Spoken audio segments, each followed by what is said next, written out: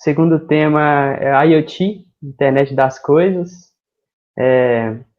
E para esse tema, nossos convidados são o professor Newton. Vou pedir ao professor Newton que se apresente.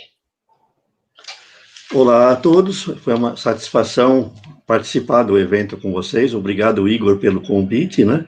Eu sou Newton Sebraga. Eu acho que muita gente que estudou eletrônica desde lá dos anos 70 deve me conhecer pelos artigos em revistas, pelos meus livros técnicos, né? Pelo meu site, que eu mantenho hoje, com mais de 40 mil artigos técnicos sobre eletrônica, né? E é lógico que, apesar da idade, se bem que eu não seja tão velho, eu continuo na ativa. É que eu comecei muito cedo, comecei com 11 anos de idade, eu já dava aula, já escrevia artigos para revistas técnicas, né? E é lógico, nessa carreira toda como professor, nessa vida inteira como professor, né? Muita gente passou por mim, né? Muita gente estudou pelos meus livros, estudou comigo em aulas presenciais, em cursos à distância, né? E agora eu já disponho, inclusive, dos cursos à distância para os que quiserem começar agora. Estou à disposição do Igor aí para nós conversarmos sobre IoT. O que você manda, Igor? Muito obrigado, Newton. Eu vou chamar o nosso próximo convidado, o professor Hélio. Vou pedir que ele se apresente também. Boa noite, Newton, boa noite, Igor. Eu estou falando aqui de Varginha, no sul de Minas Gerais. Eu sou professor, também como Newton, há bastante tempo, menos que ele, provavelmente, mas também eu comecei tão cedo, com 11 anos de idade, eu comecei um pouco mais velho, mas já tem 30 anos aí de docência e sempre na área de tecnologia, inovação. Eu me denomino como nerd, né, porque eu gosto de tecnologia, eu gosto de... e às vezes você sabe que uma boa definição, só para esclarecer, né, que muita gente fala assim, mas o que é, na verdade, o nerd? O nerd é aquele que estuda alguma coisa, por exemplo, eu fui estudar computação, não porque eu achava que computação serviria para fazer outra coisa, eu fui estudar computação por causa da computação, esse é o nerd, quer dizer, não é porque eu achava que o computador ia servir para fazer outras coisas, não, é porque eu queria entender como é que o computador funcionava, esse é o nerd, é aquele que interessa pela tecnologia por si só, se ela não fizer nada já está ótimo, se eu descobrir como é que ela funciona, já estou satisfeito, e eu imagino que o Newton também na eletrônica tenha mais ou menos esse pensamento. Inclusive, um dos nerds que mais me inspiraram na vida, ele era um profissional de eletrônica. Eu, criança, ia para a casa dele, ficava impressionado com aquelas válvulas enormes, aquele monte de equipamentos, trambolhos, parecia coisa do exército, né? Aquelas caixas de latão pesado, né? A eletrônica naquela época era uma coisa meio que quase que militar ainda, mas eu me formei na área de computação. Sempre trabalhei com isso, com inovação e tecnologia, mas antes disso, lá também, como adolescente, eu fiz curso de programação em Basic, porque eu queria descobrir como é que, né, as entranhas da máquina funcionavam e tal, e aí fui evoluindo, dando aula na área de computação, fui mudando para outras áreas, área de engenharia, e hoje trabalho com inovação e tecnologia na gestão pública. Sou professor na Universidade Federal de Alfenas, no campus aqui de Varginha, e a minha pesquisa toda é nessa área de como é que a gente traz inovação para tudo em geral, mas especificamente dentro da área de gestão pública, que é a área que é ainda muito carente, que a gente tem muita oportunidade de criar coisas, né, para resolver os problemas da gestão pública. Só uma coisa também, eu estou aqui em Guarulhos, você deve ter ouvido passar o avião aqui em cima já, o barulho, né? É que eu estou na rota do aeroporto de Guarulhos, né? E eu me lembro também que eu comecei a gostar do computador quando eu aprendi a programar num Barra 360 em 1969, lá na Politécnica da USP, né? Uhum. Então, o meu negócio era saber como funciona, né? Até hoje, né? Eu ainda, se eu tivesse uma segunda câmera, vocês veriam do outro lado aqui a minha bancada também cheia de coisas antigas, né? E para quem gosta, eu mantenho lá no meu site uma seção chamada Arqueologia Eletrônica, em que de vez em quando eu enterro coisas do passado, né? Para a gente ensinar para os jovens como é que era. E, inclusive, até que o encontro anterior do professor Fabiano, do professor Tiago, do professor Márcio, foram muito interessantes, porque eles comentaram justamente que nós estamos numa fase da tecnologia, né, em que não basta saber aquilo com que você vai trabalhar, você tem que saber muito mais. Você tem que saber uma segunda língua, você tem que saber filosofia, né? Física quântica é Platão, puxa, é filosofia, né? Então tem que se saber muito mais, temos que hoje ser ecléticos, tanto que a minha formação não é só tecnológica. Eu também fiz o curso de Física no Instituto de Física da USP. Eu cheguei a fazer pesquisa na Escola Paulista de Medicina. Então, para vocês verem, a necessidade que eu tinha de entender outras ciências que hoje se integram totalmente com a tecnologia. E a IoT é justamente isso, né? A IoT, que é a internet das coisas, nessas coisas nós nos incluímos, nós somos coisas, né? Então nós temos os vestíveis, né? Nós temos a internet das vacas, né? Então tem que colocar chip também na orelha da vaca para acessar pela internet, a internet das plantas e tudo mais, né? Então vejam que se a gente volta no passado, né, professor Hélio, a gente vê como mudaram as coisas daquele tempo para agora, né? Não é isso? E inclusive, né, falando da internet nas vacas e no campo, né, eu até está aí na minha descrição, AgVenture Hub, porque além de professor da Unifal, a gente tem um hub de inovação dentro da área de agritechs, foodtechs, aqui no sul de Minas, e que exatamente para levar muitas das soluções que são de IoT para o campo, que tem muita gente que acha que IoT é para só automação doméstica, né, Google Assistente, você mandar acender a luz, ligar ventilador e tal, mas na verdade tem muitas oportunidades, né, para IoT, tanto na cidade como no campo, como na fábrica, como nos automóveis, em todos os lugares, né, tem uma mudança muito radical sobre o conceito do que é computador, né, e todas as coisas acabaram virando computadores hoje em dia, porque tudo tem memória, tudo é programável, ficou barato você embutir tecnologia nas coisas, então todas as coisas têm o potencial de virarem um IoT, inclusive nós mesmos, com certeza viraremos. Eu, quando faço, às vezes, as palestras, eu falo de um caso muito interessante, né? Que nos Estados Unidos eles descobriram que as plantas têm uma certa sensibilidade muito grande em relação ao meio ambiente. Elas têm alterações químicas imperceptíveis que podem ser detectadas por dispositivos, né? Então, por exemplo, detectaram no Central Park, em Nova York, que as árvores elas conseguem prever quando vem a primeira nevasca. E elas mudam a química do seu corpo, né, para se proteger contra a neve. Então, eu fico imaginando, eu até falo um negócio muito interessante, que as plantas podem ser tão sensíveis que elas podem perceber o nosso estado de espírito a uma certa distância. Dizem que tem plantas que reconhecem o seu dono quando ele vai regar, né? Certo? Elas têm reações especiais, né? Então, eu fico imaginando uma historinha interessante que eu conto, que no futuro a gente vai ter uma IoT, um chipzinho num vaso, que a gente vai entregar para a esposa muito animadamente, e ela vai pôr lá na janela com a plantinha, que tem o chip, né? E esse chip também está conectado, obviamente, à internet e ao meu telefone. E aí, quando eu vou sair do serviço naquele dia, a minha planta me manda um zap, certo? Dizendo o seguinte: olha, vem devagar hoje que a sua esposa está nervosa. Certo? Então, vocês imaginam a que ponto pode chegar quando a gente fala em IoT, integrando coisas, não apenas com objeto, mas com tudo que é vivo que nos cerca, né? Eu acho que isso vai ser um mundo fantástico no futuro, né, professor? Com certeza. Já nos surpreende hoje em dia, né? Até os nerds, a gente se surpreende quando às vezes abre um site de notícias, um TechCrunch, você fala assim, não é possível, eu entrei no site do sensacionalista aqui, tem alguém me pregando uma piada, e aí você vai ver, realmente tem fonte, né, existe alguém realmente responsável por aquela matéria, fala, não é invenção, não é ficção científica. Várias coisas que a gente viu aparecerem na ficção científica estão acontecendo nas nossas vidas agora, e aí quem tem mais tempo já viu mais ficção, né? A gente que já viveu aí as séries, né, de muitos anos 70, anos 60, anos 80, e você olha e fala assim, não é possível, quem foram os gênios que escreveram essa série lá atrás e que conseguiram prever a gente conversando com o relógio, né, Dick Tracy. Dick Tracy, né?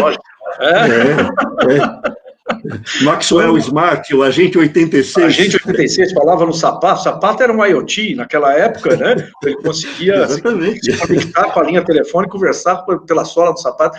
Então, isso era uma coisa que você fala assim, pô, essas pessoas, numa época em que o computador pesava 20 toneladas, 30 toneladas, as pessoas imaginavam que um dia você poderia ter um dispositivo de comunicação. Não era bem um computador, eles não tinham noção que ia ser um computador, né? Que ia estar no nosso braço, no nosso sapato e tal. Mas hoje tem tênis, vários tênis que tem lá um chip que conecta com Bluetooth, envia, né, os dados da sua quantidade de passos que você deu, distância que você percorreu, já faz o cálculo, o aplicativo já faz o cálculo do seu consumo de energias, de calorias, e isso é algo que é mais ou menos, eu brinco muito quando eu vou falar de IoT, porque as pessoas às vezes acham que é IoT, elas não percebem que a IoT já não é mais coisa do futuro, né? Muita gente ainda acha que isso vai acontecer. E aí eu falo para elas, vai numa loja hoje e tenta comprar uma televisão que não seja Smart TV. Você não vai encontrar, não existe, tá? Você chega lá e fala, quero uma TV, mas eu quero sem ser Smart TV. O vendedor vai ficar olhando para a parede, olhar para todos os modelos assim, não tem. E o que é uma televisão conectada à internet? É um IoT, que todo mundo tem, mesmo que você não use, você comprar a televisão e não conectar em nada, você tem um IoT na sala da tua casa, você não usa se você não quiser. E aí a gente olha, né, para isso, né, e essa ficção lá do passado, as pessoas em filmes, lá antigamente fazendo videoconferência em 1960, né, e a gente achava que era ser uma coisa assim fantástica, e hoje em dia a gente está trabalhando aqui por videoconferência, na nossa sala tem uma televisão IoT, a gente está usando tecnologia que já estava disponível, que a gente já tinha, e a gente não sabia o valor que ela tinha. Então, o IoT, muitas vezes, ele nos surpreende, porque ele já está, assim como o tênis, né, que hoje você tem alguns tênis que são caros, porque tem lá uma pastilha, um chipzinho, a maioria dos tênis daqui a 5 anos, provavelmente, eles serão IoT, se você for numa loja de tênis e falar, eu quero um que não tem esse chip, porque eu não quero essa tecnologia, você não vai encontrar mais. Assim como a televisão, vai acontecer também, né, com outros objetos do nosso dia a dia. Você chegar numa loja de carro e falar assim, eu quero um carro que não tenha conexão com nada, não tenha Wi-Fi, Bluetooth, não tenha nada, eu quero um carro... o cara vai te falar assim, ó, vai na loja de usado ali, compra um carro 1990, 1995, né, porque de lá para cá, tudo está conectado. Então, isso eu acho que mostra bastante a evolução que a gente teve e o quanto a gente se surpreende quando você para pensar sobre isso, porque a gente não para, a vida, né, corrida, a gente vai consumindo coisas e vivendo no meio de tecnologias como a IoT, sem perceber que elas estão entrando na nossa vida. Isso é muito interessante, né, Nilton? Você sabe que eu, quando às vezes comento com meus alunos que perguntam o que eu tenho que estudar, professor, para trabalhar com IoT, o que eu tenho que estudar para entrar nesse mundo, né? Eu falo o seguinte, você tem que estudar tudo, certo? Porque língua, você tem que estudar botânica, você tem que estudar biologia, você tem que estudar química, você tem que estudar mecânica, porque a IoT vai ser integrada em tudo, não vai ter jeito, né? Então, eu até brinco que no passado, né, um ponto importante para se estudar, que eu acho que é não bem um estudo, é até uma recreação, é ler ficção científica, né? Tem uma história muito interessante que eu conheci Wernher von Braun, eu tive esse prazer de conhecê-lo pessoalmente. Ele esteve lá na Politécnica recrutando gente para fazer os cálculos, para colocar o homem na Lua, porque os computadores não eram confiáveis naquela época, ele tinha que conferir o cálculo à mão, né? E um dia o professor Giaccari e o professor Goldenberg entraram na sala com ele para recrutar gente, né? E eu me lembro de um fato um pouco antes disso, que na hora que eles estavam projetando o módulo lunar, eles não tinham nenhuma ideia de como fazer aquilo. Todos os protótipos que eles testavam lá no deserto de Nevada, lá nos Estados Unidos, caíam e quebravam, não dava certo. Até que um dia entrou um cara com uma revistinha na mão do Flash Gordon. E na revistinha do Flash Gordon tinha lá, até aqui a solução, tinha o desenho de uma história que um explorador descia num planeta distante com uma nave individual, praticamente, com as perninhas, 3 perninhas. Era o desenho exato do módulo lunar. Eles replicaram o desenho do ficcionista e funcionou. certo? E funcionou. Tanto que, na época, eles criaram um departamento para ler histórias de ficção, ler histórias da época anterior. Então, você vê que muitas das coisas que a gente vê no passado, elas vão se tornando realidade, mas é porque também nos ajuda muito que teve um cara lá no ano passado que teve uma visão, certo? E começou a nos dar uma pista que agora nós aproveitamos. E a IoT parece estar caminhando para isso, né? Eu estava lendo esses dias uma revista do Hugo Gernsback, certo? Uma revista chamada Electrical Experimenter, de 1917. E ele tem uma ilustração lá que ele mostra o médico diante de um televisor e uma câmera num paciente numa casa distante. Então, ele já falava em telemedicina nessa época. É um negócio fantástico, né? Então, se você olha esses visionários do passado, que faziam as revistas técnicas da época, que escreviam artigos, a gente fica assustado com as ideias que eles tinham, mas é lógico que eles imaginavam a coisa com a tecnologia da época, né? Então, tem uma foto tradicional aí do Hugo Gernsback, em que ele tem um óculos de realidade virtual, certo? Que tem as anteninhas analógicas da TV da época, né? Então, é um negócio assim. Então, mistura-se, né? Mas a ideia persiste, né? Então, muita coisa que eu até digo para os meus alunos, que existe um negócio chamado heurística, que é a ciência do pensamento criador, que é a ciência, é um ramo da filosofia que ensina você a selecionar dados relevantes entre uma grande quantidade de dados que você consegue. Isso acontece hoje quando a gente consulta o Google, né? Quando você vai procurar algum assunto, aí aparece 100 mil respostas. E aí, qual que eu vou usar para o meu projeto? Qual que eu vou usar para aquilo que eu preciso, né? E a gente está caminhando para isso, né? Então, o projetista de IoT hoje, ele também tem que conhecer um pouco de filosofia, de heurística, por exemplo, né? Porque senão ele não vai saber com a quantidade gigantesca de dados que existe para que ele use no projeto dele. Eu quero integrar um chip no meu tênis. Qual que eu vou usar? E aí? Não é isso, professor? E também pensar em como as pessoas vão usar toda essa tecnologia. E aí envolve, né, assim como, né, o Thiago Marquesan falou antes, sobre a necessidade de uma segunda língua, a necessidade de a gente conhecer sobre marketing, sociologia, psicologia, entender o pensamento das pessoas, como é que elas decidem o que elas vão consumir, como é que elas decidem o que vale a pena para elas e não vale, porque é em cima disso que vão surgir as oportunidades dentro da área de tecnologia, da gente criar coisas para essas pessoas, para esse mundo. A gente tem que entender de economia, né, o que é viável, o que não é viável, entender a história, olhar para o passado, para a gente ver o que fez as pessoas se movimentarem até onde a gente está, para imaginar como é que elas vão se movimentarem no futuro. Então, todos esses conhecimentos que muitas vezes, lógico, você não vai precisar ser especialista, né, quem está fazendo aí engenharia, automação, você não vai precisar ser especialista em psicologia, fazer 5 anos de psicologia para isso. Você vai ter que ler textos sobre psicologia, sobre consumo, sobre marketing, sobre mercado, entender onde é que as coisas se encaixam, como é que o mundo move, né, para a gente saber como é que a tecnologia que a gente cria vai se encaixar dentro desse modelo de mundo. E aí, você falando de Flash Gordon, provavelmente o pessoal fazer uma pergunta, Igor, você já viu alguma coisa do Flash Gordon na vida ou não? Não viu? Então, vou te explicar. Flash Gordon, eu tinha uma revista aqui em casa que a minha mãe era fã do Flash Gordon e ela tinha uma revista em quadrinho de 1939 que ela ganhou quando era criança, né? Antes do Newton nascer, o Flash Gordon já tinha algumas coisas, como ele falou lá, da nave com 3 pernas, né? Do módulo lunar. Então, isso são coisas que, se você for olhar até na ficção científica, vai ler Arthur C. Clarke, vai ler Isaac Asimov, vai ver os bons filmes, né, de ficção, Stanley Kubrick, né, e outros gênios, né, que criaram histórias que inspiraram, porque aí tem até uma palestra que eu faço que é sobre o filme 2001, Uma Odisseia no Espaço, que é um filme de 1968, do Arthur C. Clarke, e feito pelo Kubrick. e que tem uma série de previsões no filme em que a gente até hoje tem algumas coisas que já deram certo, que ele previu completamente, mas por quê? Para fazer o filme, ele foi buscar os principais cientistas da época, ele foi falar com Marvin Minsky, que era um dos pais da inteligência artificial, para fazer o roteiro do filme. Então, assim, é uma ficção muito bem informada.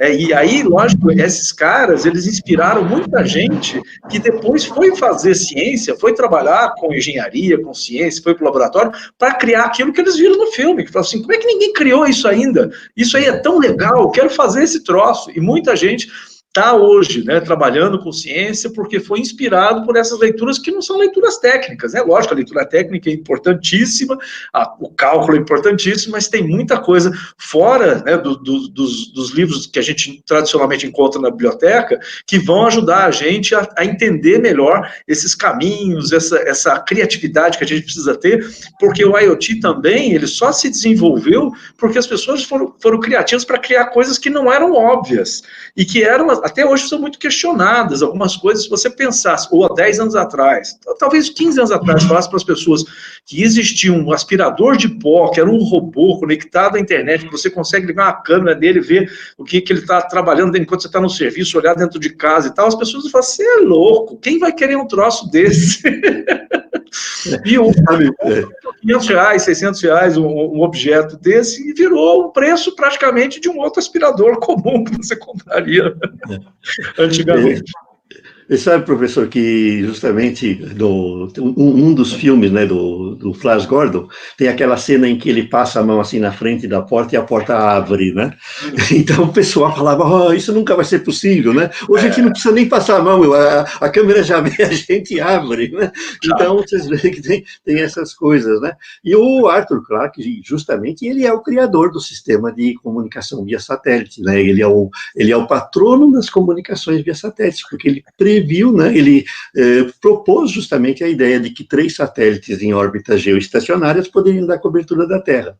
Eu tenho 2 livros muito importantes aqui na minha coleção de livros de ficção científica. Um deles chama-se A Física do Jornada nas Estrelas, certo? Que é um livro em que o autor, que é um físico, ele mostra a viabilidade, certo, científica de tudo aquilo que se mostra no filme. Por exemplo, o transporte à distância, a viagem acima da velocidade da luz, coisas desse tipo, né? E um outro livro bastante interessante é justamente esse que você tocou, que é o livro que foi feito pelo Stanley Kubrick sobre a produção do filme do 2001. É fantástico, porque ele analisa os fatos científicos que ele utilizou no filme. É fantástico aquilo, né? E é interessante porque algumas coisas na época, elas eram tão avançadas que elas provocaram reação negativa do público. O filme foi um fracasso na época. Muitas pessoas viram o filme e falaram assim, esse filme é mentiroso, porque nada disso, isso é muita fantasia, né? Não é ficção, é fantasia demais. E depois, com o tempo, grande parte das coisas se transformaram em realidade, e aí o filme hoje virou um filme cult, né? Você gente que comenta, passa em mostras, né, de cinema cult. Exatamente. Mas isso e a Lida já tinha muita coisa, né, de IoT na época. Mas assim, não sei se o Igor tem alguma pergunta. Nós engrenamos aqui, Nilton, não sei, o Igor tem alguma pergunta ou a ideia é deixar a gente falar aí? Igor, quando você perceber que está chegando a nossa hora de parar, levanta o dedinho ou então coloca a mensagem aí, tá? Certo? Que é o que eu costumo fazer, quando eu faço minhas lives, né? Porque se deixar, a gente tem muita história para contar aqui, viu? Você sabe que... Está comentando aqui no chat que tranquilamente podiam fazer um podcast com vocês aqui para falar de cultura pop. Vixe, com certeza. Professor, Hélio, eu vou lhe convidar, porque eu já fiz uma palestra sobre as obras de ficção científica, e justamente está lá no YouTube, quem quiser acessar o meu site, né, vai encontrar lá uma live que eu fiz, deu 1 hora, em que nós conversamos sobre livros de ficção científica e eu mostrei a minha enorme coleção de livros, né? O Isaac Asimov, Arthur Clarke, certo? Eu tenho Júlio Verne, certo? Nossa, e tem muitos outros aí, até bem antigos, né? Até bastante interessantes, né? Mas daria para a gente conversar um dia sobre isso. Eu vou lhe convidar. Com certeza. E a IoT é algo que esteve sempre no sonho dessa ficção, até a gente conseguir realizar, e eu acho que muito do que a gente consegue realizar hoje é exatamente porque as pessoas se inspiraram lá atrás. Então, se a gente vê hoje, por exemplo, os carros conectados à internet, na verdade, são como, por exemplo, as naves, né, que a gente tinha, só que, né, transportada para uma realidade mais presente. E aí, quando a gente fala hoje, por exemplo, né, sobre, a gente falava há pouco tempo atrás, que os carros viraram, tem tanto computador no carro, né, para controlar tanta coisa, que eles viraram mais tecnologia eletrônica do que, na verdade, tecnologia mecânica. Aí a gente passa por uma Tesla, por exemplo, né, com o carro elétrico e com toda a parte de automação e de veículo autônomo, e aí outro dia eu estava pensando, gente, o Tesla, né, os carros da Tesla, na verdade, eles são um tablet com rodas, né, se você pensar bem. E aí a gente tem que entender o seguinte, quando a gente, né, fala da tecnologia, vamos dizer assim, de software, né, da inteligência do IoT, a gente está falando sobre coisas cada vez mais surpreendentes e ilimitadas. Então, a gente ainda tem algumas questões a resolver, né, sobre, será que a gente vai querer um dia implantar um chip aqui no cérebro, que vai nos facilitar a comunicar com o outro sem usar aparelhos, né, e tal. Eu falei, a gente está caminhando para isso, mas antes disso, a gente vai passar por uma etapa onde, que é uma coisa também que um cara chamado Mark Weiser, lá no começo dos anos 90, ele falava sobre a computação ubíqua e pervasiva, né? E isso é exatamente o caminho da IoT. Ubíqua porque a computação está em todos os lugares, a gente não percebe, ela está nas coisas mais elementares, sutis, né? Hoje o micro-ondas tem vários computadores dentro dele, muitos não estão conectados à internet, mas ele já tem um chip, tem programação, tem memória e tal. Na cozinha você tem uma série de eletrodomésticos, a minha geladeira tem um painel que é eletrônico, que tem processamento, tem programação e tal, na sala da sua casa tem a televisão, tem, se você tiver um receiver, então a gente começa a ver que os computadores e a tecnologia em geral conectada, ela está em todos os lugares, ela já é ubíqua, e o cara já tinha visto isso lá em 1990, e pervasiva porque ela passa por tudo, e aí a gente está caminhando, e até o Newton uma vez, acho que eu vi não sei se foi uma palestra, uma live sua, falando sobre, e eu também tenho um TED que eu fiz no ano passado, que é a vida após o smartphone. E aí, quando você coloca esse título, muita gente assusta. Fala, como assim a vida após o smartphone? Todo mundo quer ter um smartphone, todo mundo quer trocar o smartphone. Eu falei, sim, mas nós estamos passando por um momento em que o smartphone vai ser uma coisa meio que irrelevante, porque a gente vai estar conectado por tantas outras coisas. A gente vai se conectar à internet, à rede e às coisas que a gente quer, por tantos outros objetos. E aí, acho que o Newton falou uma vez sobre alto-falantes nas paredes, que você não vai precisar ter mais um alto-falante. A parede inteira o alto-falante. Eu falei vai ter um alto-falante, né? E da mesma forma como a gente está tendo hoje, essas telas enormes que caíram preço demais, tela de 70 polegadas, 100 polegadas de alta definição, e a gente tem já telas flexíveis, com celulares que abrem e fecham, daqui a pouco a gente vai ter um papel de parede, que vai ser ao mesmo tempo uma tela, e vai já ser um a Kodak lançou. Então. E isso vai ser um IoT que a gente finalmente vai realizar. Tem uma música que fala, eu agora estou falando para as paredes, e a nossa vida vai ser isso. A gente vai conversar com o IoT dessa forma que a gente não vai nem percebendo. Você vai pedir para as paredes, me mostra tal coisa, eu preciso de tal informação, e a gente simplesmente não vai precisar mais disso aqui para poder acessar as informações, os dados, né? Tudo vai estar conectado, e é isso, eu acho que é uma visão ainda de vamos dizer assim, de médio prazo, né? Não é para o ano que vem, mas não está tão longe assim, né? Como é que você vê isso, Newton? Como é que você está acompanhando esse desenvolvimento? Veja uma coisa também que é interessante, que nós temos aí também a presença cada vez maior da nanotecnologia, né? Que as coisas estão sendo tão pequenas, né? Aí eu me lembro daquele filme de ficção, A Viagem Fantástica, né? Em que se reduz um submarino e injeta-se na corrente sanguínea, né? E aí no futuro a gente vai também ter um IoT, quer dizer, dentro da gente, né? Nós vamos ser, que vai ser um chip que vai ser um pequeno submarino automático, né, autodirigido, né, que vai navegar dentro da nossa corrente sanguínea, certo? Tão pequenininho pela nanotecnologia que a gente não vai perceber. E ele vai monitorar o nosso estado de saúde, comunicando-se com o celular, com a internet e tudo mais, né? Eu até imagino um caso que eu falo às vezes na palestra, né? Você vai fazer um plano de saúde, né? E aí, depois que você contratou, a enfermeira te manda para a salinha ao lado e eles te injetam, certo? Um nanorobô, um nano-submarino que vai ficar navegando dentro da sua corrente sanguínea, monitorando o teu colesterol, a tua pressão, a tua temperatura e tudo mais, né? Aí um belo dia você vai andando pela rua tranquilamente, não está pensando em nada, para do teu lado uma ambulância com 2 enfermeiros parrudos descendo, te jogando numa maca e te colocando para dentro, você assustado pergunta o que foi que houve, né? Aí eles vão dizer, não, o teu submarino automático do plano de saúde detectou que você vai ter um infarto daqui 2 horas. Ele já comunicou com o teu celular, pelo GPS, disse onde você estava, e nós já mandamos uma viatura te buscar, e além disso, já temos o teu médico esperando você lá no hospital para que faça uma ponte de safena, porque ele já determinou o lugar que vai haver o entupimento da tua veia. Então, vocês vejam como é que vai ser o IoT no futuro, inclusive, para não apenas nos dar conforto, mas ele vai monitorar a nossa saúde, né? Então,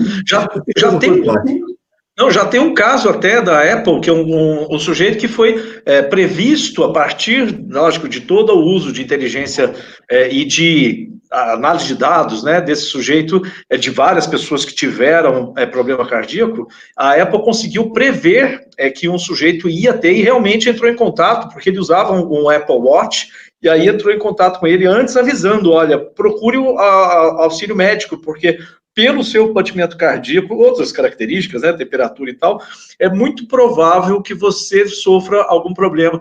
E aí, por causa disso, ele já foi se direcionando para o hospital, para o atendimento médico, antes de sofrer. E ele realmente sofreu, não sei se foi um infarto ou se foi alguma coisa assim, mas ele só se salvou porque estava já próximo do hospital, porque ele foi avisado pelo sistema.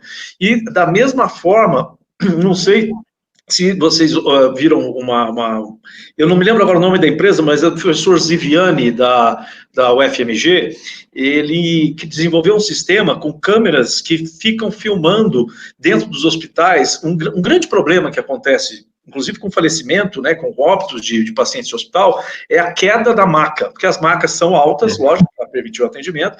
E aí ele conseguiu desenvolver um software que analisou milhões de horas de pessoas no leito, né, na maca, e conseguiu prever o movimento que as pessoas fazem antes de cair. E existe um padrão, né, que a inteligência artificial é isso, é uma das coisas, né, boas que ela tem, claro, descobrir os padrões. Então, ela consegue avisar o enfermeiro, a enfermeira, falou, olha, tal pessoa está movimentando com sinais de que vai cair da maca, corre lá antes que ela caia. E aí o potencial de salvar vidas que isso tem é enorme. E aí a gente vê, o IoT é essa câmera, mas a gente precisa embutir nesses IoTs, né, na eletrônica, muita inteligência que hoje está disponível, né, a inteligência artificial foi inventada, né, foi criada lá nos anos 40, nos anos 30, lá do século passado, tem quase 100 anos que ela foi pensada. Lógica fuse. Mas a gente não tinha hardware para implementar isso. A gente tinha a teoria, mas não conseguia fazer isso funcionar, né? O Newton falou aí que trabalhou com Barra 360, eu trabalhei com IBM 4381, que como disse, é um pouquinho mais novo, vamos dizer. Mas sabe, o Hélio, eu trabalhei também numa pesquisa sobre inteligência artificial na Escola Paulista de Medicina, nos anos 70, que estava em alta aquilo sobre inteligência artificial, estavam aparecendo aquelas pesquisas feitas pelo Gray Walter, a tartaruguinha do Gray Walter, que aprendia a sair do labirinto, né? E aí, o projeto que eu trabalhei lá era muito interessante, nós estávamos tentando construir um neurobiônio, era um neurônio eletrônico, porque a gente achava que se você associasse esses neurônios aleatoriamente, como mais ou menos ocorre no cérebro, A estrutura, ela faria uma computação difusa, né? Lógica fuzzy, né? E a estrutura acabaria aprendendo, certo? Manifestaria esse comportamento humano, do aprendizado, né? Do medo, coisas desse tipo, né? Infelizmente, na época, nós fizemos muitos avanços, eu ainda tenho muita documentação da época, mas o financiamento da pesquisa terminou, né? E a gente teve que interromper. Mas vocês vejam que já vem de longe, né? Isso já vem de longe, né? A ideia, né? Agora, vocês imaginem tudo isso hoje com os chips que podem conter bilhões, né, de transistores, né? Fazer uma estrutura que tenha, possa ser programada com uma lógica difusa e ter uma inteligência artificial poderosa, né? Onde que isso vai nos permitir desenvolver os IoTs inteligentes, né? Aqueles IoTs que conseguem, inclusive, conversar com a gente por igual, deixando a gente à vontade, né? Como já tem hoje alguns. A linguagem natural, ela vai evoluir muito, né? Imagina se hoje a gente já consegue conversar de maneira natural, e existe uma pesquisa nos Estados Unidos que é bom a gente se antenar com essas coisas, porque vai acontecer aqui também, começou lá, veio para cá, que no começo, quando as pessoas tinham a opção de fazer alguma coisa presencial ou na web, ela preferia fazer na web, tanto que cresceram comércio eletrônico, toda essa, né, essa explosão dos serviços na web. Depois, quando surgiu o móvel, que não é tão antigo, se a gente lembrar bem, a gente descobriu que o smartphone há 13 anos atrás.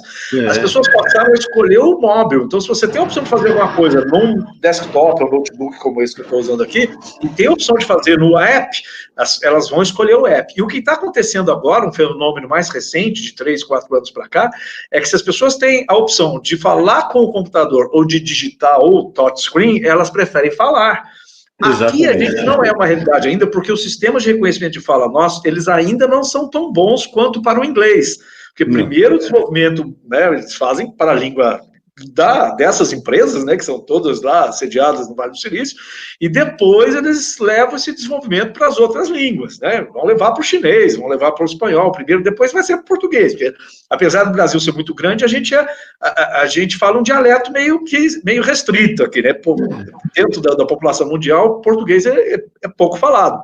Então, é a sexta língua do mundo, né? Então, a gente tem, eles vão desenvolver para as outras 5 primeiras, depois vão chegar, o desenvolvimento vai chegar para lá. Então, a gente ainda sofre com o problema de comunicação. Mas o IoT, e aí tem também uma palestra que eu falo sobre User Experience em IoT, que é exatamente isso. Você, na maioria dos casos em IoT, a gente tem objetos muito pequenos que não dá para você ter um teclado, um mouse ou uma tela touchscreen neles.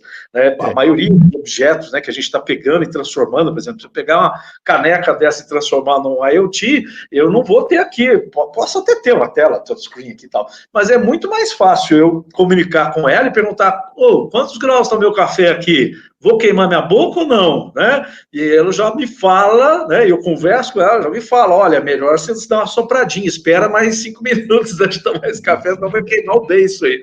Então, esse é o tipo de coisa que a gente tem que ficar de olho, porque nós vamos escolher conversar com as coisas. E a linguagem natural, isso vai evoluir mais ainda, até o ponto da gente ser mais fácil comunicar com os IoTs do que com o outro humano. A gente já está chegando mais ou menos no ponto da igualdade. Hoje, 95% da língua inglesa, 95% do que você fala no computador, ele entende. Pelo menos ele consegue interpretar, traduzir e transcrever aquilo.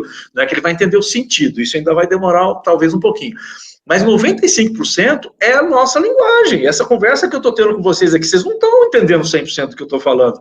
Porque, naturalmente, existe um 5% de perda, né? De você ouvir, entender mais ou menos o que eu falei. E isso já é o que a taxa de acerto do software de reconhecimento de voz. Então, a gente vai chegar a um ponto em que você vai preferir falar com a máquina do que falar com o colega do lado. Porque o colega você vai ter que repetir 2, 3 vezes para ele entender o que você está falando. Enquanto que a máquina vai falar, meu filho, faz isso para mim. Tá, perfeitamente, patrão. Tá na mão, tá na hora. Eu vejo nisso uma inversão do teste de Turing. Porque lá a máquina, ele considerava ela mais burra que o humano, né? Mas do jeito que as coisas estão, a máquina vai responder de modo mais inteligente. Né? Então vai inverter o conceito do teste de Turing, né? Ela vai enganar você. Né? Olha que interessante. Você vai descobrir que você está falando com o humano porque o humano vai ter capacidade inferior ao computador, enquanto que a ideia do teste de Turing é a gente criar uma máquina mais inteligente, né, como diz, seja pelo menos tão inteligente quanto o homem, né? Para quem não sabe, o teste de Turing é você conseguir enganar uma pessoa, botar ela para conversar com o humano e com o computador, e, bom, a hora que você criar um software que consegue enganar uma pessoa de que ela não souber se ela está falando com o software ou com o computador, é porque você ganhou o prêmio de 10 milhões de dólares do teste de Turing, né? Mas, na verdade, o que vai acontecer, o que a gente está vendo que vai acabar acontecendo é isso. Vai chegar um ponto que vai ser mais fácil você descobrir, não porque o computador vai ser incapaz de responder uma pergunta, mas porque o humano é incapaz, enquanto que o computador é capaz. Isso o Watson está fazendo lá com o Watson da IBM, né, com as soluções que eles estão criando de sistemas especialistas, né, baseado principalmente na área de medicina, de área legal. Estão criando sistemas especialistas que tem taxa de acerto maior do que acerto de especialistas, de humanos especialistas. Né? Quando você faz uma consulta médica com o Watson e faz com um médico, né, formado, com experiência, a taxa de acerto de diagnóstico do Watson é maior do que a taxa de acerto de um médico com experiência. Então, vai ser fácil descobrir se a gente está falando com a máquina, porque a máquina vai estar mais inteligente ou mais entregando respostas mais corretas do que o humano. E isso a gente tem que levar para o IoT, porque isso tudo são serviços hoje que estão disponíveis, existem, estão online, são baratos, né, esses serviços todos, e não é só a lei do Watson da IBM, porque foi o primeiro que ficou famoso, porque eles venceram lá o Jeopardy, né, que é um programa de pergunta e resposta lá da televisão americana, então o Watson ficou mega famoso por causa disso, mas todas as outras grandes players, a Amazon, Microsoft, o Google, todas essas grandes players têm soluções de inteligência artificial para você embutir nas suas soluções de IoT, e isso tudo você paga por demanda. É algo que no passado, né, Nilton, você tinha que desenvolver do zero. Software embarcado, você criava lá qualquer bobagem lá, você tinha que aprender Assembler, que eu não sei ainda se o pessoal odeia hoje em dia, como eu odiava lá. Você tinha que saber endereço de memória para poder programar. E aí cada hardware exigia uma assembler diferente, cada fabricante de processador exige ainda hoje, né? Só que você tem o mais alto nível que facilita a vida. Né? Imagina a diferença daquela época de você aprender assembler para Sinclair, RS... RS-80, né? O Z80... Z80, cada processador exigia, né, uma assembly diferente, e hoje você paga lá 1 centavo para usar a capacidade de um Watson, de uma Amazon AWS, lá desses sistemas todos, né, de solução de inteligência artificial, que é uma coisa muito mais sofisticada, que está ali disponível para você poder conectar com ele sem ter que desenvolver muita coisa. Então, a gente tem que ficar de olho nisso, a gente tem que focar no que realmente importa, né, e deixar de lado essas coisas que já estão prontas, não vamos recriar a roda já está pronta, né, e aí tem e aí eu acho que também, além da gente, lógico, aprender a área técnica de engenharia, essa visão mais macro é que vai te dar essa capacidade de entender como é que a gente junta as coisas que já existem com aquilo que eu estou criando agora. E muito do que a gente vai fazer é pensar em como o ser humano decide o que ele gosta, o que ele quer, o que ele procura. É muito isso, e aí, lógico, buscar o conhecimento, né, técnico profundo junto com as ferramentas excepcionais que a gente tem hoje, misturar isso tudo com criatividade, e aí, não tem ninguém te segura. Sabe, é justamente aí que eu falo para o pessoal, né? Eles chegam para mim e perguntam, meus alunos às vezes, né? O que eu preciso estudar para desenvolver projetos em IoT, né? Eu não vou falar tudo, né? Porque na realidade é tudo. Mas na parte tecnológica, na parte de eletrônica, às vezes eu vejo uma falha de conhecimento na eletrônica básica. Então, muita gente, porque as soluções prontas para IoT, os chips que fazem a conexão, os chips que fazem o processamento, eles não são tudo. você vai precisar ligar sensores, ligar LEDs, ligar displays, vai precisar fazer muita coisa ali. Então, eu vejo uma falta, às vezes, de conhecimento das pessoas que estão desenvolvendo projetos em IoT, da eletrônica básica, da eletrônica que trabalha, a eletrônica raiz, que ensina, que tem que saber, preciso calcular um resistor para ligar em série com LED, preciso calcular um resistor, polarizar um transistor para acionar um relé. Então, coisas desse tipo, a gente vê que, às vezes, falham um pouquinho naqueles que querem entrar nessa área. Então, tem que começar do começo, tem que começar com a eletrônica raiz, a eletrônica básica, partir para a eletrônica digital e depois partir para soluções microcontroladores, certo? As placas de comunicação, LoRa, certo? E tudo mais, né? Mas tem que começar do começo, porque se você quiser pular etapas, a coisa complica, né? Então, tem que ir... Eu falei dos atalhos, mas tem esse detalhe. Quando você pega as coisas prontas sem entender como elas funcionam, quando as coisas dão errado, você não sabe por que deu errado. E aí você não consegue consertar, né? Então, uma coisa que é essencial é você não perder tempo fazendo, muitas vezes, aquilo que já foi feito. Mas você tem que entender o porquê, né? Entender o porquê que aquilo funciona daquele jeito, porque quando não funcionar, você vai saber o porquê que não está funcionando. Uma coisa, eu sempre cito uma pesquisa que foi feita nos Estados Unidos, porque aí também entra também o usuário, né? Que mais de 50% dos acidentes graves que ocorrem com aparelhos de alta tecnologia, eles ocorrem porque as pessoas não têm ideia nenhuma de como eles funcionam. Se tivesse uma noçãozinha do princípio de funcionamento, não fariam besteira, né? Do tipo pegar um rádio ligado na tomada e colocar na pia para lavar, né? Como fez a minha avó, né? Certo? Então, a gente tem esse tipo de problema também com a alta tecnologia. O uso indevido porque a pessoa não sabe como funciona, né? Isso aí também facilita aquele que vai projetar. Porque, às vezes, ele está querendo fazer uma coisa que ela pode ter uma solução melhor se ele conhecer o princípio de funcionamento e saber usar aquilo que ele tem em mãos, né? Então, vejam que para você entrar no mundo da IoT, não basta estudar apenas a IoT, apenas as plaquinhas que hoje você dispõe, plaquinhas de microcontroladores, plaquinhas de interface, os shields, né? Você vai ter que ir além, você tem que conhecer como eles funcionam, tem que saber o que tem lá dentro e como que eles estão funcionando, para ver se eles atendem à necessidade daquele seu projeto, né? Porque se você não conhecer, você fala assim, é muito barato, vou comprar um Raspberry ali, vou comprar um Arduino ali, você fala, mas, e aí quando você monta tudo, mas tinha que, como diz, a ideia é tão legal, tinha que funcionar, você fala, mas por que não funciona? Porque você não sabe o básico, né, você não viu as peças que montaram aquele quebra-cabeça que hoje funciona tudo muito bonitinho, mas tem hora que você fala assim, poxa, eu achei que o conhecimento que eu tinha era suficiente só usando as ferramentas. E aí eu lembro muito, eu penso muito quando eu puxo isso para música, né? Assim, o que eu preciso saber para tocar bem o que eu preciso ter para tocar bem um piano, um violão? É ter só um bom piano, um bom violão?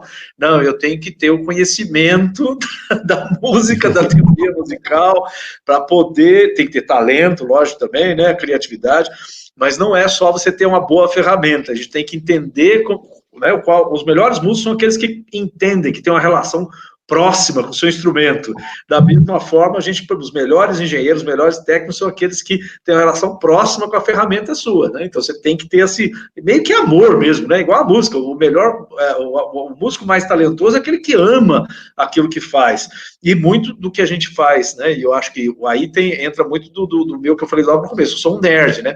O nerd é aquele que ama alguma área, né? No meu caso, eu amo lá e comecei, né, a usar computadores ainda muito cedo e gosto muito disso, e até hoje eu não perdi o gosto. Então, assim, tem gente que fala assim, poxa, vai lá e contrata alguém para fazer tal coisa, né? Por exemplo, desenvolver um site hoje em dia. Eu estou fora do mercado de desenvolvimento de site há pelo menos 20 anos, né? Quando eu comecei, só existia HTML1, né, 1.0.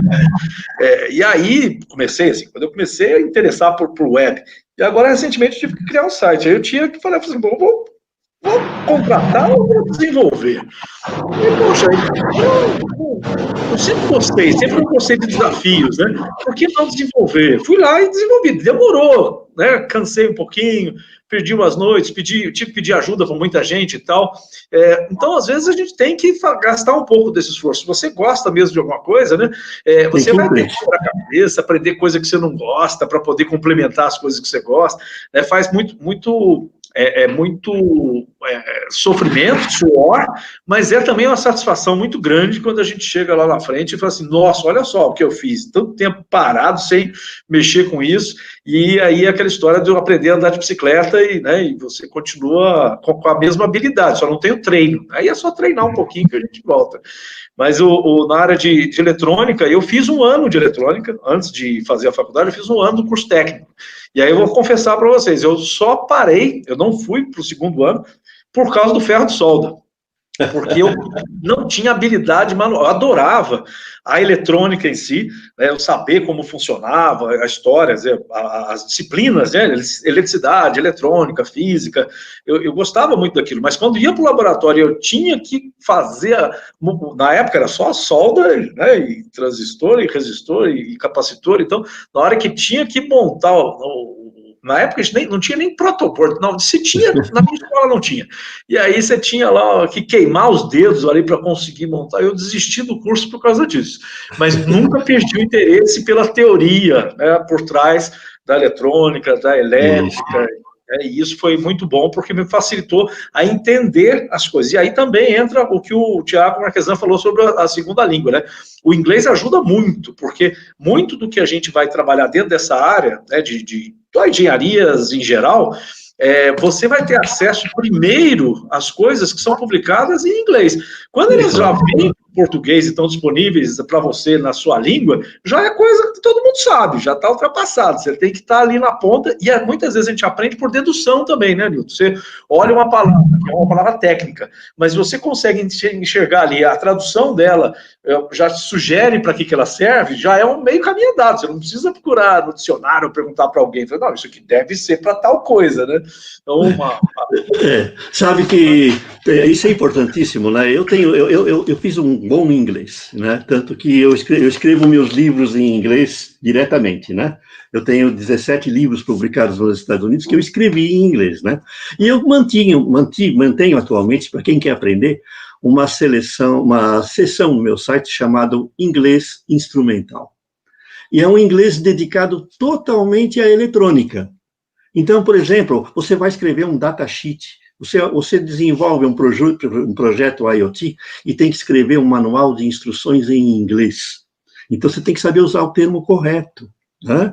A gente vê essa falha muito grande quando a gente pega um manual de usuário de um aparelho chinês, traduzido do chinês para o inglês, certo? Aí é um negócio confuso, né? Porque eles não fazem a coisa como se deve.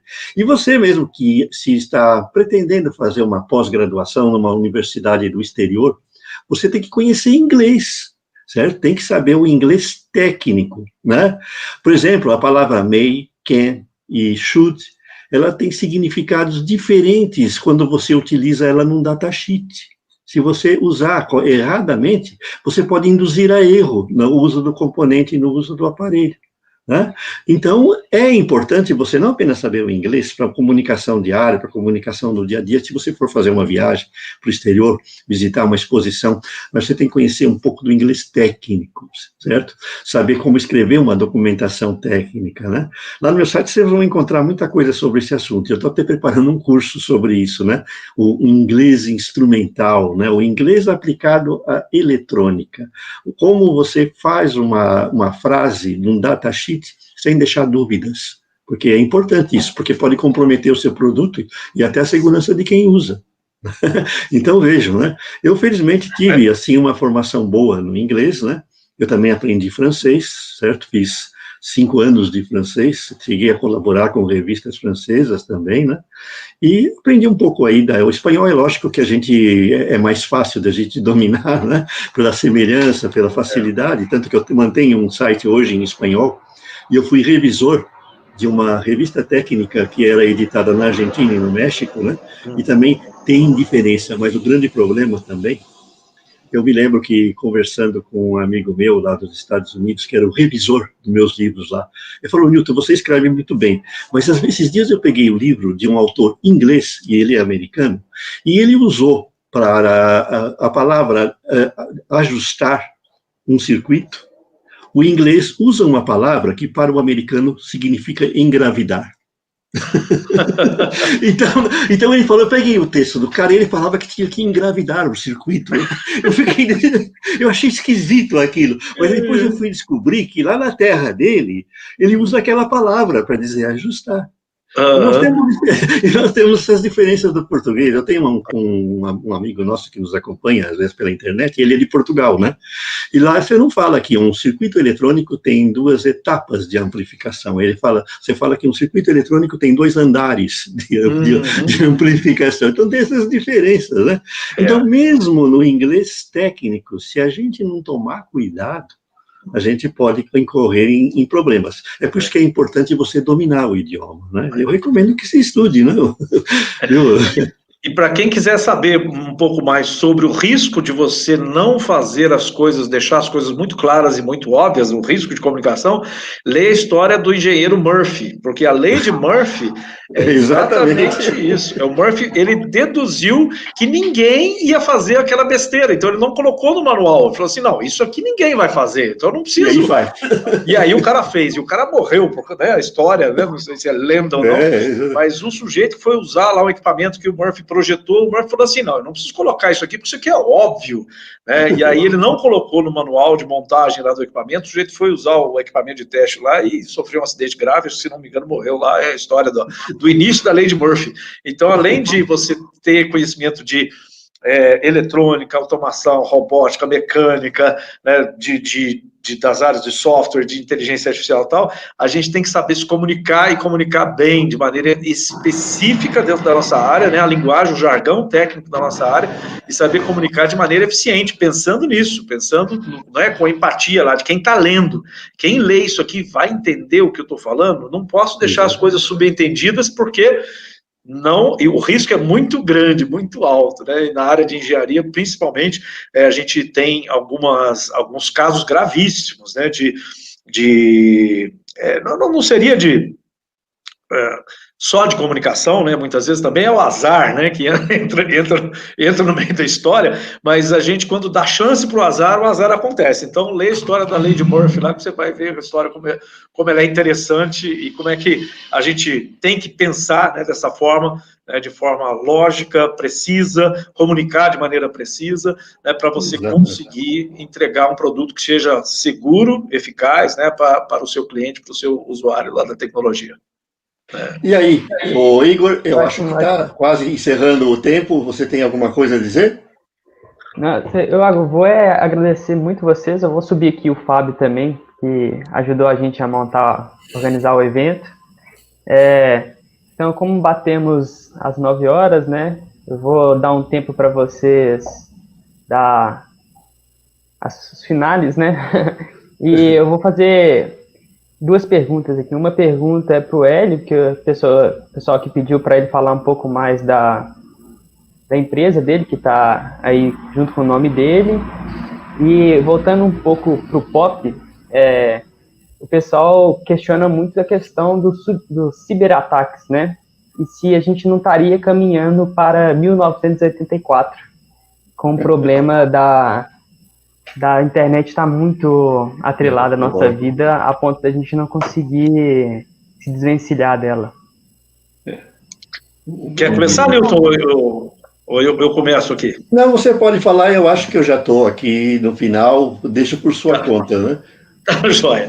Então, nosso hub de inovação é um hub de tecnologia para o agro, a gente junta todo mundo aqui, nós também temos um programa de aceleração, que a gente foi aprovado pelo Ministério da Ciência, Tecnologia e Inovação para rodar um programa de inteligência artificial no nosso caso, né, o programa do Ministério da Ciência e Tecnologia, ele é para todas as áreas, mas nós estamos especializados em agribusiness, em agritechs e foodtechs aqui, e a gente está fazendo essa conexão com investidores e tal, então essa a nossa ideia é ser um hub, né, juntar todo mundo, juntar universidades. A UFLA é um personagem importante, um ator importantíssimo nessa conta aí, né, e a gente está aqui em Varginha, na Unifal, onde nós estamos aqui, somos parceiros do Instituto Federal do Sul de Minas, somos parceiros do Instituto Federal de São Paulo, tem muita coisa relacionada, né, com o agro. A UFLA, a gente tem, né, excelentes relações aí com o Gonzaga, que da Inova Café, e o Arthur Miranda, que trabalha também com a área de veículos, né, autônomos aí. Então a gente tem boas relações e estamos evoluindo. A empresa nossa tem 1 ano, né, estamos evoluindo, temos muito a evoluir ainda. Sobre o POP, né, e a questão dos cyberataques de 1984, até essa semana eu estava numa outra live discutindo sobre isso, e falei, a gente já desistiu da privacidade já, né? Quando você entra numa rede social e faz o seu login lá, você já jogou fora a chave do seu guarda-roupa com as suas privacidades, as roupas, né, íntimas que você usa lá, já está tudo exposto já. Você colocou as roupas no varal, falou, gente, ó, passa aí, olha, não tem problema, porque a gente escolheu fazer isso, né? E aí, uma pergunta que me fizeram, e aí o Big Brother, né, o 1984, essa vigilância toda, uma pessoa perguntou, mas você não acha que a gente deveria sair das redes? Eu falei, isso é irreal dentro de uma sociedade que nós vivemos hoje, e seria até elitista, porque algumas pessoas podem viver fora das redes sociais hoje em dia, mas outras não, outras estão ganhando seu pão lá, vendendo coisinhas no Instagram, fazendo seu vídeo lá no TikTok para conseguir audiência, para conseguir visualizações no YouTube, receber lá uma remuneração. Então, hoje virou um negócio para um público enorme de pessoas e uma fonte de renda, de vida. Assim, tem gente ganhando dinheiro, né? Lógico que tem as super celebridades, mas tem um monte, milhões de pessoas ganhando o seu trocadinho, fazendo negócios aqui no Instagram, no Facebook, no TikTok e tal. E essas pessoas, elas não podem deixar de fora, porque se elas não fizerem isso, elas descobriram essa oportunidade na vida delas. Então, é aquele trade-off. Elas falam assim, olha, para poder ter esse benefício, né, desse canal de vendas, de comunicação, eu tenho que perder em algum lugar, perder minha privacidade e tal. O que eu defendo é que você não deve perder a sua intimidade, né? A intimidade é algo que a gente deve manter, logicamente, né, mas a privacidade sobre as coisas que você curte, que você gosta, que você compra, isso é muito difícil se você tem que ter esse ambiente de redes sociais. Essa é a minha visão. Mas, lógico, tem jeito de você se precaver de alguma forma, utilizar algumas navegação privada, ajuda um pouquinho, instalar um software de VPN, mas o usuário médio, ele não conhece isso, né? Então a gente tem que, de certa forma, de vez em quando, lembrar as pessoas, olha, existe jeito de você se expor menos, né? Mas se você não quiser, fica à vontade. As pessoas, né, tinham que talvez se instruir melhor. E as empresas, lógico, elas poderiam oferecer mais privacidade, mas não é o papel delas, não é isso que elas buscam. Elas buscam, quanto mais elas souberem de você, mais valioso você fica para ela vender você para os anunciantes que ela tem. Então, elas não vão fazer esse papel. Você que tem que descobrir por si só como é que você vai se proteger aí. Bom, posso completar? Então, também assim já encerro. A minha empresa, vocês sabem, é o Instituto Newton Sebraga, é o site na internet, eu tenho a editora, tenho os cursos à distância, faço palestras, e convido vocês a se inscreverem nos nossos canais, né, de informação, nosso newsletter, nosso canal de vídeo, né, que temos bastante coisa, inclusive temos uma palestra lá gravada sobre ficção científica, que é bastante interessante, em que nós falamos de todos aqueles autores antigos, né, temos uma sessão de arqueologia, né, e peço para o Igor colocar lá aqui o endereço de e-mail e o endereço do meu site, e é lógico, todas as sextas-feiras, às 16h, eu costumo fazer uma live, que eu desde já vou convidar o Hélio aí para a gente continuar o assunto da ficção, que é bastante interessante e pode ir longe. Agradeço o convite do Igor e todo o pessoal da universidade por ter me convidado para participar dessa mesa redonda, dessa live sobre a IoT. Tem muito mais, é lógico. Se você programar uma segunda, terceira, quarta, quinta parte para o futuro, certamente nós teremos assunto, não é isso, Hélio? Foi um prazer conhecê-lo. E quando acabar a pandemia, eu convido você já para vir aqui a Guarulhos, e certamente eu vou aí comer alguma coisa, um churrasquinho aí na sua casa, aí em Minas. Pão de queijo, aqui no sul de Minas, o pão de queijo aqui é especial. Eu sei.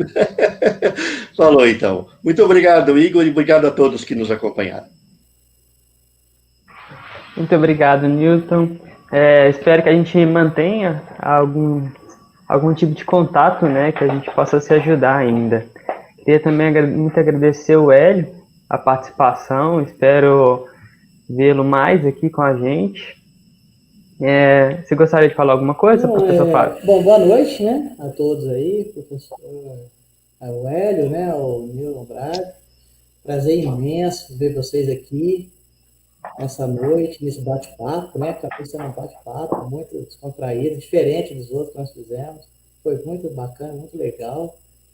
Temos muito a desenvolver aqui na UFA, né?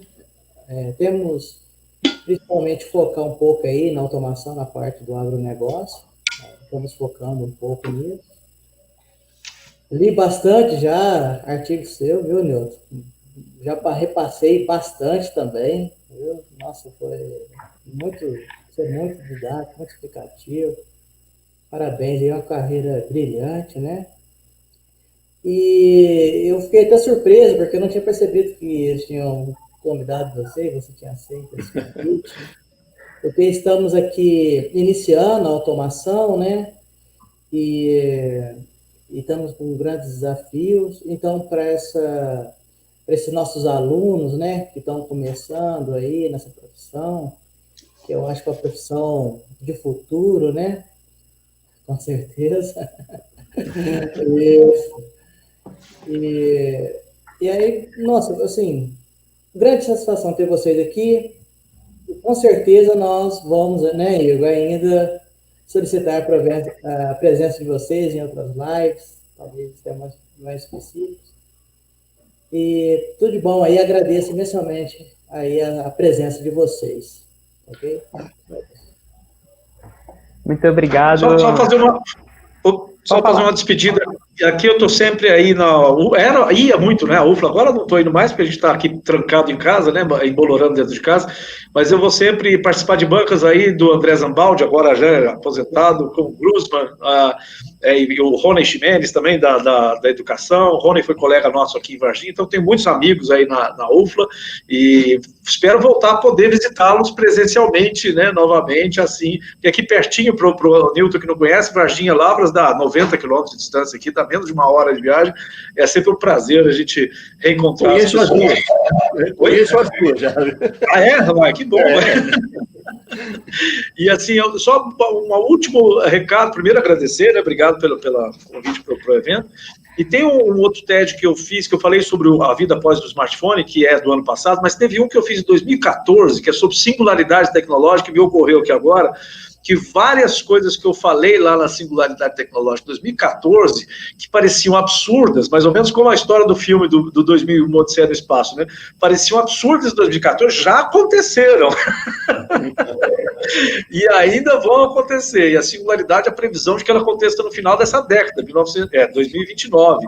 Então, dá uma olhadinha, procura no YouTube lá, TED Singularidade Tecnológica, você vai achar a minha fala lá, onde eu faço umas previsões, não são nem minhas. Na época eu usei o Raymond Kurzweil, que é, né, um futurólogo, futurista aí, já com longa carreira, mas cientista, né, criador de várias, inventor de várias tecnologias, e aí eu faço uma análise dessa progressão, e ela vários acertos já aconteceram no meio do caminho. Para quem quer entender para onde a gente está indo, dá uma olhada nesse TED lá, que vale a pena. Tá, joia, obrigado mais uma vez. E o prazer conhecê-lo, bater esse papo online, prazer conhecer o Igor, Fábio, a joia. Muito obrigado, até mais.